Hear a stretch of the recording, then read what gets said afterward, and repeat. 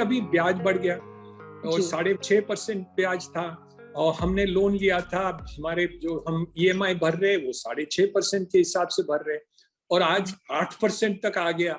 तो वो ब्याज जो है, जैसे कोई साधारण आदमी का EMI सपोज 20,000 रुपये महीने का था तो आज के तारीख में 25-27,000 हो गया। तो वो नामुमकिन है, उनकी कैपेसिटी नहीं है पेमेंट की।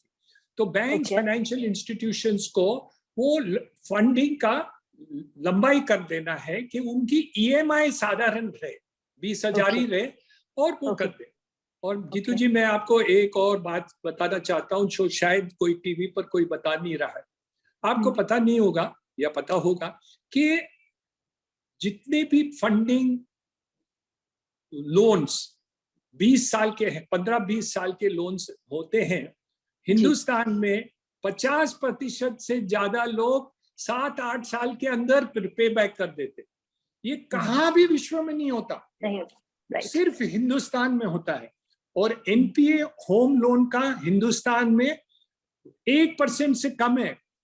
हर एक सेक्टर का NPA लोन ज्यादा है, कोई भी सेक्टर आप देखिए, कोई भी सेक्टर। लेकिन रिटेल होम लोन्स में NPA 1% से कम है। इसलिए मेरी गुंजाइश ये है, मेरी रिक्वेस्ट ये है, मेरी प्रार्थना ये है, मेरी प्ली ये है सरकार से, बैंकों से, RBI गवर्नर साहब से कि इसमें और भी छूट देना चाहिए कि साधारण लोगों को जो 60% 70% का लोन देते हैं उनको 90% दे सकते हैं।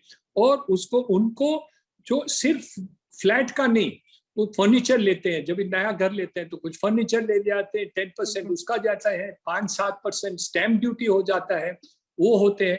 तो इसके ऊपर भी सरकार को ये मान्य करना चाहिए कि उनके ऊपर भी वो लोन दिया जाए और लोग जल्दी दे देंगे। कोई घर का लोन कोई बाकी रखता नहीं है। ऐसे में हिंदुस्तान में ये देखा है, ये संस्कार है। आप देखेंगे, it is not a commercial practice, it is a social thing that nobody will keep home loan pending as much as he can. वो बेच देंगे, दूसरे कुछ बेच देंगे, ज्वेलरी बेच देंगे, पेंशन फंड में से, प्रोविडेंट फंड से पैसे उठाएंगे, लेकिन वो लोन मॉर्गेज के ऊपर निकाल देंगे। तो इसलिए हम समझते हैं, ये मैं आगे की बात कर रहा हूँ, कि सरकार को, बैंकों को, RBI गवर्नर साहब को ये देखना चाहिए कि और भी छूट दें फ्यूचर के लिए, कि ये राहत आप देंगे तो ज्यादा से ज्यादा लोगों को छत मिलेगा, घर मिलेगा, शांति मिलेगी, खुशी मिलेगी। और ये बेसिक नीड है, रोटी कपड़ा मकान। रोटी कपड़ा तो सरकार ने दिलाया ही दिया है over a period of time. अभी छत का भी 100% लोगों को है। ये सरकार, मोदी जी भी कह रहे हैं housing for all, prime minister Awas Yojana का 1 करोड़ से ज्यादा हाउसिंग भी कंप्लीट हो रहा है। तो ये सब मिलके देखा जाएगा तो ओवरऑल रियल एस्टेट की फ्यूचर तो बहुत बढ़िया है।